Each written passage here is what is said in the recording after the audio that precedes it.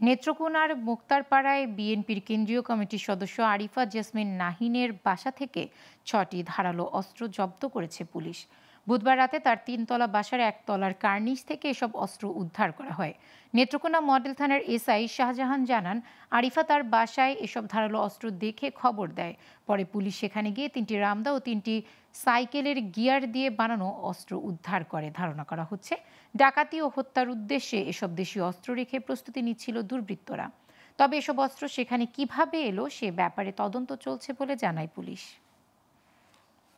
এলাকাতে বেশ কয়েকটা এরকম খুনও হয়েছে, এমনকি পুলিশ খুন হয়েছে। তা আমার বাড়িটাও একদম মেইন রোডের পাশে।